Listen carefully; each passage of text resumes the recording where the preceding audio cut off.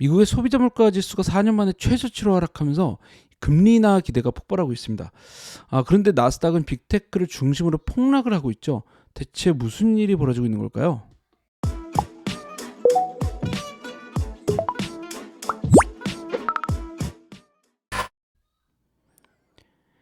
안녕하세요. 뉴욕 시그널의 크리스 정입니다.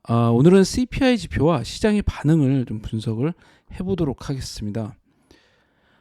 모두가 주목하던 6월 CPI, 그러니까 소비자 물가 지수가 예상보다 큰 폭으로 하락을 했죠. 물가 하락 추세가 완전히 굳어졌다라는 평가를 받고 있는데요.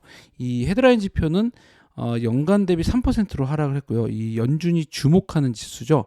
그 근원 물가, 에너지하고 식료품, 변동성이 큰 이 에너지하고 식료품을 뺀 지수입니다. 근원 물가는 3.3%로 무려 3년 만에 최저치를 기록을 했습니다. 이 더 놀라운 점은요, CPI 이 전월 대비 지수가 마이너스 0.1%로 팬데믹이 한창이던 이 2020년 6월 이후 4년 만에 처음으로 마이너스로 진입을 했다라는 겁니다. 긍정적인 점은요, 이 유가의 상승에도 휘발유 가격이 3.8%나 하락을 했고요. 그동안 끈질기게 이 인플레이션의 고착화를 만들어내던 이 거주 비용이 드디어 0.5%에서 0.2%로 하향 추세를 보이기 시작했다라는 거예요. 특히 연준이 주목하는 이 주택과 에너지를 제외한 서비스 가격 이 이제 2개월 연속 하락치를 보였는데요. 특히 이제 CPI보다 개인 소비 지출 가격 지수가 이 CPI 같은 경우 주거 비용이 이제 3분의 1이나 차지하면서 그 좀 편향이 높기 때문에 PC 가격 지수는 CPI보다 더 낮게 나오죠. 그만큼 CPI가 이 정도로 낮게 나온다 그러면 PC 지수는 연준의 2% 목표에 더 근접하고 있을 것이다라는 지금 기대감이 더 커지고 있는 상황이죠. 이 디스인플레이션 추세가 확실해지면서 금리 인하 가능성도 확실해졌습니다. 올해 금리 인하에 대한 기대는 그동안 있긴 했어요. 있긴 했지만 인플레이션이 여전히 높은 상황에서 사실 좀 긴가민가 했었죠.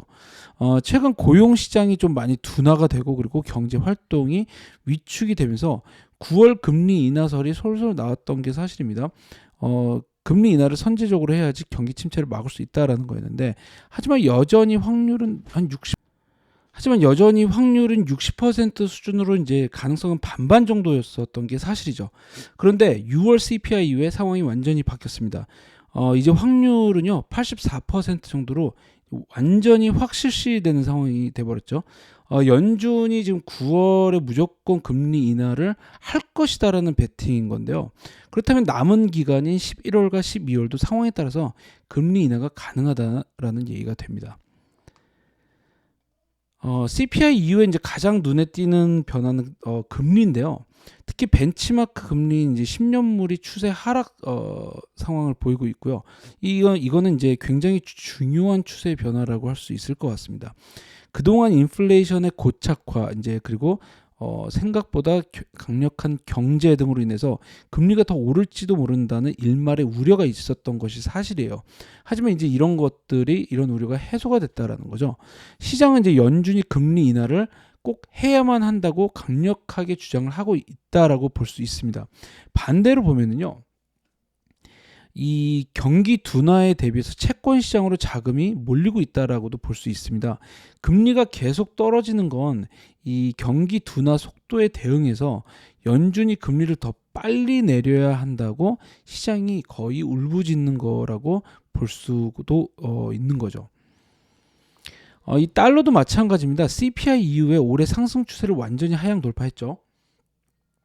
달러 약세는 이 CPI의 하락이 연준의 금리 인하를 촉발할 것이라는 이제 우려가 커지면서 달러에서 탈출하는 거라고 볼 수도 있는 건데요. 최근에 이제 프랑스가 정치 불확실성으로 인해서 이 유로화가 굉장히 약세를 보였잖아요. 그러면서 달러가 반대로 강세로 돌아섰었는데 지금 이제 프랑스 총선 이슈가 사라졌죠. 극우가 이제 과반수를 못 잡았고 반대로 좌파가 잡으면서 상황이 좀 어떻게 될지 모르는 확실히 유로화에 이쪽에 대해서는 불확실성이 어느 정도는 사라졌다고 볼 수 있습니다. 그러면서 다시 강세로 전환을 했고요. 그리고 달러는 반대로 약세로 전환을 했습니다. 그리고 CPI가 발표가 되면서 완전히 강세로 완전히 이제 약세로 굳히기에 돌아선 거라고 할 수 있겠죠. 근데 이제 오늘 CPI 이후에 시장의 반응이 상당히 어떻게 보면 좀 골 때린다고 할 수 있는데요. 빅테크가 일제히 무너졌죠. 일제히 무너지고 특히 엔비디아 같은 경우는 뭐 거의 6%가 떨어지고 테슬라는 8%가 넘게 급락을 했습니다. 물론 이 테슬라 같은 경우는요. 로보택시를 8월 AI 데이에서 발표를 안 하고 10월에 하겠다라는 소식이 전해지면서 기대가 확연히 약화된 게 문제가 됐는데요. 하지만 전반적으로 빅테크들이 일제히 하락을 했습니다. 결국 이제 나스닥은 2%나 떨어지면서 상당히 충격을 받았는데 재밌는 거는 스몰캡인 러셀 2000은요 무려 3.5%나 폭등을 했다라는 겁니다.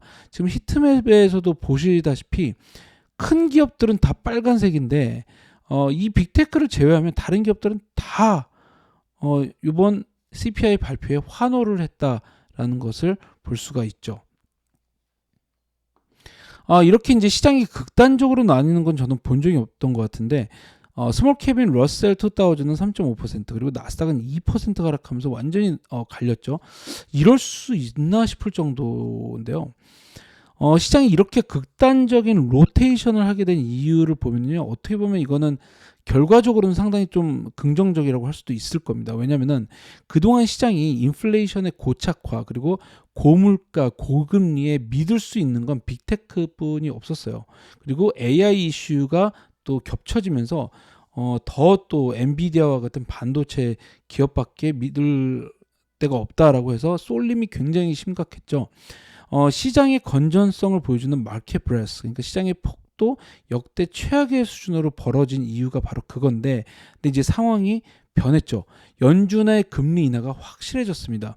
이러면 뭐가 달라지냐면은 일단 금리가 이제 확실히 떨어진다라는 거죠. 그러면 이제 가장 큰 변화는 이 머니마켓 펀드, 그러니까 현금 쪽에서 나타나는데요.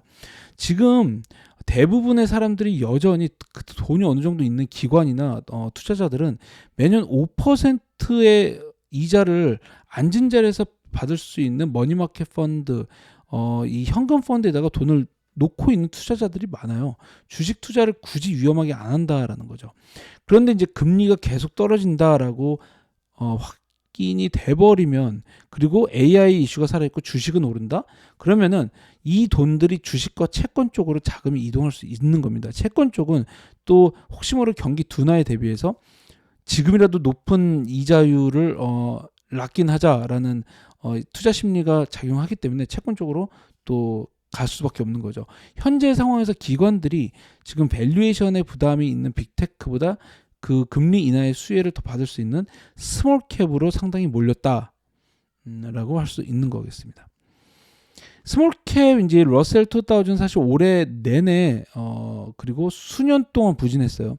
S&P 500이 올해 36번째 뭐 사상 최고가를 경신하는 동안에도 부진했죠. 그런데 오늘 2년 만에 처음으로 고점을 한 번에 경신할 정도로 굉장히 강력한 시그널을 보냈습니다. 연준의 금리 인하 사이클이 시작되면요, 스몰캡도 그 수혜를 톡톡히 받을 것이다라는 기대가 작용한 거죠. 물론 이 스몰캡은 경기 순환 사이클에 매우 민감하기 때문에 경기 침체가 온다라고 하면은 또 크게 무너질 수도 있어요. 근데 지금 스몰캡의 시그널은 뭐냐면은 경기 침체 없이 금리 인하 사이클이 시작된다는 거에 대한 기대가 반영이 됐다라고 볼 수 있을 것 같습니다. 이 오늘 섹터 퍼포먼스를 보시면은요, 이 부동산이 2.6%로 제일 가장 강세를 보였고, 그리고 유틸리티, 원자재, 산업재 순으로 이렇게 또 강세를 보였습니다. 일단 부동산은요, 금리가 떨어지면 경기가 좋아지는 가장 대표적인 섹터죠. 유틸리티 역시 마찬가지입니다. 금리가 하락하면 또 수혜를 받는 섹터입니다. 원자재 같은 경우는 달러 약세에 또 수혜를 받는 섹터죠. 모두 하나같이 금리와 달러 하락에 크게 수혜를 받는 섹터들이 초강세를 보였다라는 점. 오늘의 움직임은 이 금리와 CPI 발표 이후에 금리와 달러 약세에 대한 기대가 얼마나 큰지 각 섹터에 작용을 했다라는 것을 보실 수가 있습니다. 그 중에서도 이제 주시할 만한 부분은 바로 이머징인데요. 이머징은 지난 5월 연준이 이제 FOMC 이후에 금리 인상이 없다라고 이제 못 박은 회의죠. 그러면서 하향 추세를 상향 돌파한 바 있습니다. 이것도 이제 언급을 한 바 있는데, 당시 주시해야 될 레벨, 즉 저항을 받을 수 있는 레벨로 제시했던 이 빨간색 지역, 오늘 완전히 돌파를 했습니다. 이거는요, 연준이 금리를 인하하면 다른 국가들도 더 빠르게 금리 인하 사이클로 진입할 수 있다라는 기대, 그리고 달러 약세에 자금이 이머징으로 다시 들어올 수 있다라는 기대가 작용했기 때문인데요. 이머징을 주목해야 되는 이유가 이제 특히 올해 사이클에 발빠르게 반응을 했던 기업들, 이런 기업들에 또 주목을 하셔야 됩니다. 예를 들면 이제 텐센트 같은 기업들이 올해 굉장히 강세를 보였다가 지금 잠깐 약간의 이제 보합세를 보이고 있는데, 오늘 이런 긍정적인 이제 시그널이 나오면서 다시 이런 추세를 돌파할 수 있는 계기를 마련할 수 있겠다라고 할 수 있겠죠. 골드하고 실버 역시 주시하셔야 될 이제 자산입니다. 오늘 강세를 보였는데요. 골드는 이제 금리 인하하고 달러 하락에 동시에 수혜를 받을 수 있는 자산이죠. 지금 뭐 금리하고 달러가 동시에 떨어지고 있는 와중에도 물가는 여전히 계속 오르고 있는 상황이에요. 물가는 계속 오르고 있습니다. 추세적으로는 하락 추세를 보이고 있지만 어쨌든 물가는 계속 오르고 있는 고물가 상황이 유지가 되고 있다라는 거죠. 그러면은 화폐 가치가 계속 시간이 갈수록 희석되고 있다라는 건데, 그런 점에서 강세를 보일 수 있다라는 겁니다.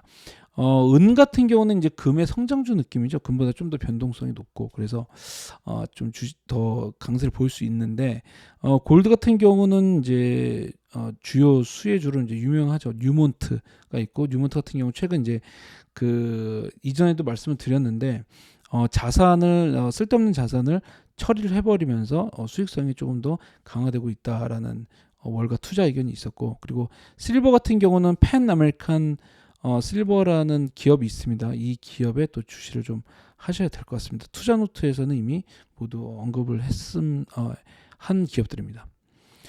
파이낸셜 섹터도 이제 주시를 좀 하셔야 되는데, 이번 주 내내 굉장히 강세를 보였어요. 파이낸셜 섹터 같은 경우는 이번 주에 두 개의 긍정적인 촉매가 있습니다. 일단 첫 번째는요, 이 바젤 3라는 규제 완화 이슈가 있어요. 이번 주 제롬 파월이 의회에서 이제 청문회를 했는데, 사실 핵심 의제가 금리 인하가 아니라 금융 규제 완화였어요. 금융 위기 이후에 은행들이 혹시 모를 침체에 대비해서 이 자기 자본을 더 많이 가지고 있었어야 됐거든요. 이런 규제가 있는데, 이거는 이제 굉장히 안정적으로 금융 시스템을 유지를 할 수 있긴 한데, 문제는 금융주들이 성장을 못합니다. 워낙에 자기가 가지고 있어야 되는 자본들이 많기 때문에 이걸 풀어서 성장할 수 있어야 되는데, 이거를 싹을 잘라버리면서 금융주가 수십 년 동안 부진했죠. 이 규제를 완화할 가능성이 이번 주에 나왔어요. 제롬 파월도 인정을 했고요. 상원 청문회 이후에 JP모건 등 이제 주요 금융주들이 굉장히 급등한 이유가 바로 이겁니다. 그리고 또 오늘은 금리 인하 플러스 경기 회복이라는 촉매가 가능해지면서 금융주의 회복 가능성이 커졌다라는 점. 그래서 내일 이제 실적이 나오는데 주시를 상당히 좀 하셔야 될 것 같습니다. 네, 오늘은 CPI 이후에 다이나믹하게 움직였던 시장의 반응을 좀 분석을 해봤습니다. 도움이 되셨길 바랍니다. 감사합니다.